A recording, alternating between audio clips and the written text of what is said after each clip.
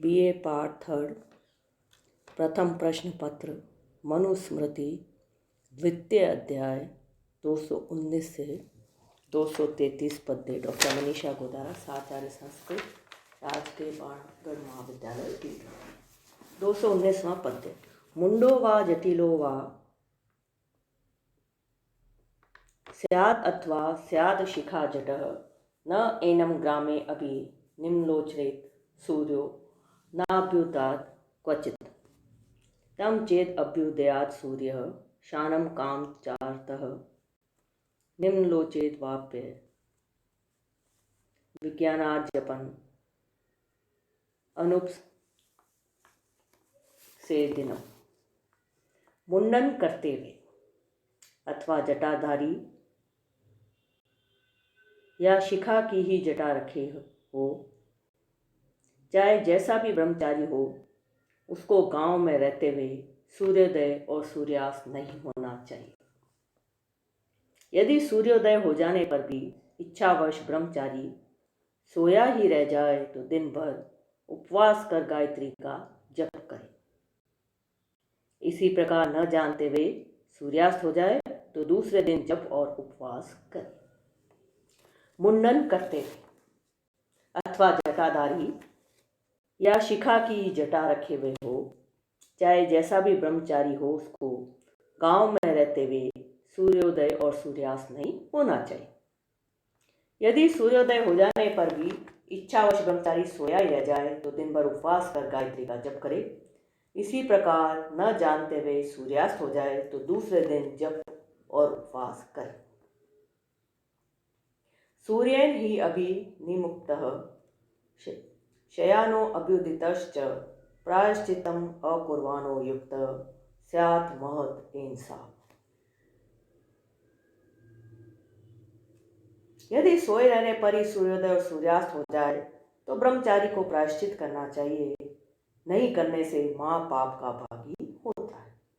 यदि सोए रहने पर ही सूर्योदय और सूर्यास्त हो जाए तो ब्रह्मचारी को प्रायश्चित करना चाहिए। प्रायश्चित नहीं करने से वह महापाप का भागी होता है। शुचो देशे जप्यम उपासीत यदा विधि आचम्य प्रयतो नित्यमुमे संदे समाहितः शुचौ देशे जप्यम उपासीत यथा विधि।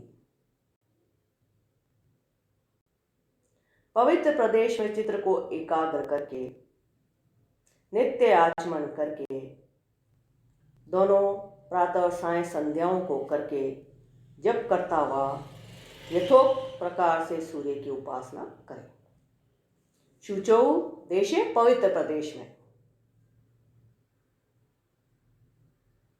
चित्त को एकाग्र करके नित्य आचमन करके दोनों संध्याओं को करके जप करता हुआ यथोक्त प्रकार से सूर्य की उपासना करें।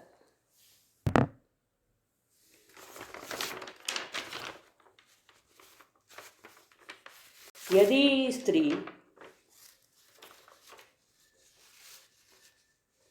यद यव्रज श्रेय किंचित समाचरेत तत् सर्वम् आरेत युक्तो यत्र वास्य रमेन मनः।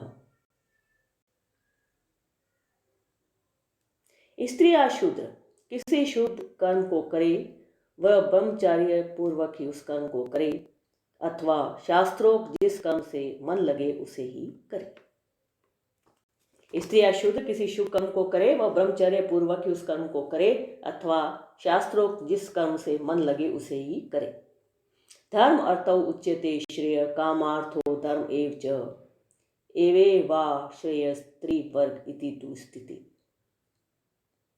कोई धर्म और अर्थ को, कोई काम और अर्थ को, कोई केवल धर्म को अथवा कोई केवल अर्थ को ही कल्याणकारक मानते हैं, किंतु वास्तव में अर्थ, धर्म और काम ये तीनों ही कल्याण को देने वाले हैं। कोई धर्म और अर्थ, कोई काम और अर्थ, कोई केवल धर्म को अथवा कोई केवल अर्थ को ही कल्याणकारक मानते हैं, किंतु वास्तव में अर्थ, धर्म और काम तीनों ही कल्याण को देने वाले हैं। आचार्यश्च पिता च एव माता भ्राता च पूर्वज नार्तेन अपि अवमंतव्या ब्राह्मणेन विशेषतः।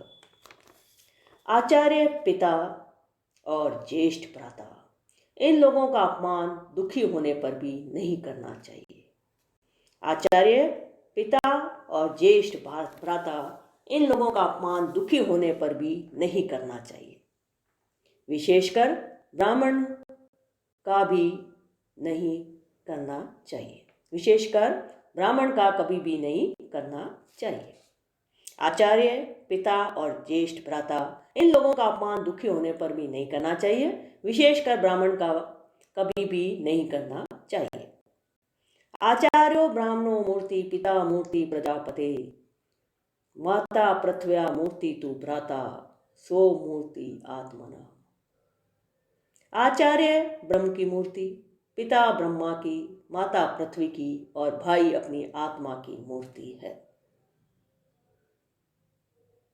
यम माता पितरो क्लेशम सहते संभवे नृणाम न तस्य निष्कृति शक्या कर्तु वर्षते अपि।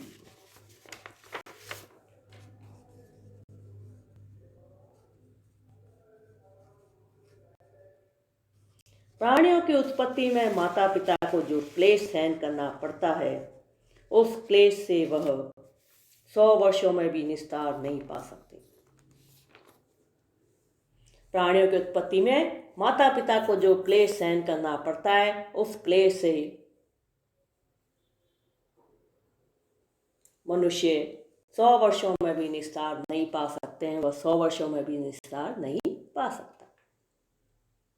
तयो नित्यं प्रियं कुर्यात् आचार्यस्य च सर्वदा तेषु एव त्रिषु जुष्टेषु तपः सर्व समाप्यते।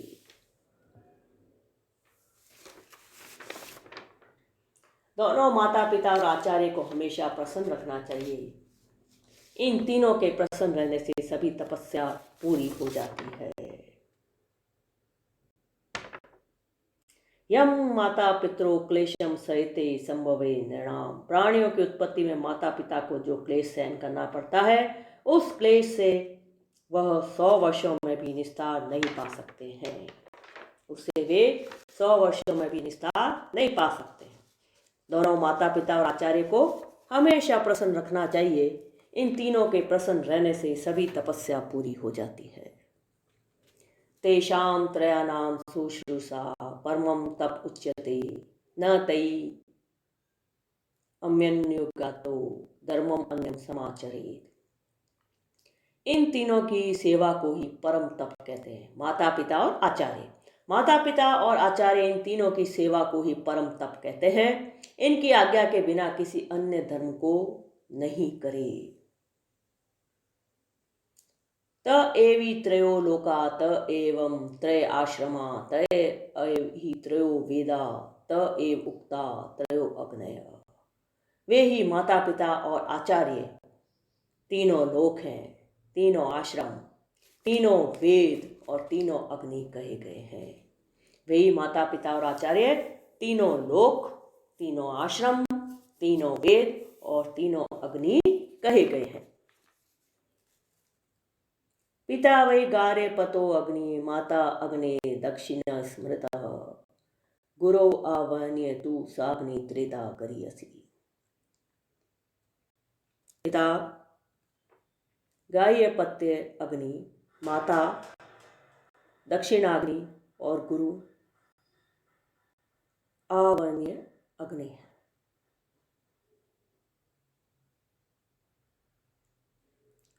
तीनों अग्नि श्रेष्ठ है। पिता गार्हपत्य अग्नि है, माता दक्षिणाग्नि और गुरु आवहन्य अग्नि है। तीनों अग्नि श्रेष्ठ है। त्रिषु अप्रमादेषु प्रमादन्नेतेषु त्रीन् लोकान् विजेत क्रयी दीप्यमान स्तव वपुषा देववत्तिवि मोदते। ग्रस्त इन तीनों में प्रमादहीन होने से तीनों लोकों को जीत लेता है। अपने शरीर को तेजस्वी करके देवता की भांति स्वर्ग में प्रसन्नता पूर्वक वास करता है।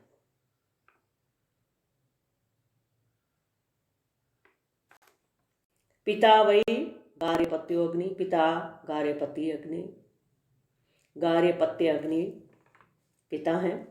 माता दक्षिणाग्नि और गुरु आवर्ण्य अग्नि है। तीनों अग्नि श्रेष्ठ है।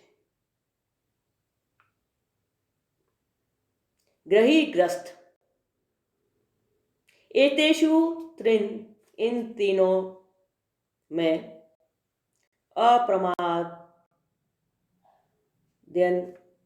प्रमादहीन होने से तीनों लोगों को जीत लेता है। अपने शरीर को तेजस्वी करके देवता की भांति स्वर्ग में प्रसन्नता पूर्वक वास करता है। देववत दिवि मोदते, देवता की भांति स्वर्ग में प्रसन्नता पूर्वक वास करता है। ग्रस्त इन तीनों में प्रमादहीन होने से तीनों लोगों को जीत लेता है। अपने शरीर को तेजस्वी करके देवता की भांति स्वर्ग में प्रसन्नता पूर्वक वास करता है। 233वां पद्य। इमं लोकम मातृ भक्त्या पितृ भक्त्या तोमस्यम गुरु सुशुष्या तो एवं ब्रह्म लोकम समुष्णुते। माता में भक्ति से इस लोक का, पितृ भक्ति से मध्य लोक और गुरु सेवा से ब्रह्म लोक के सुख को प्राप्त करता है। माता में भक्ति से इस लोक का, पितृ भक्ति से मध्य लोक और गुरु सेवा से ब्रह्म लोक के सुख को प्राप्त करता है।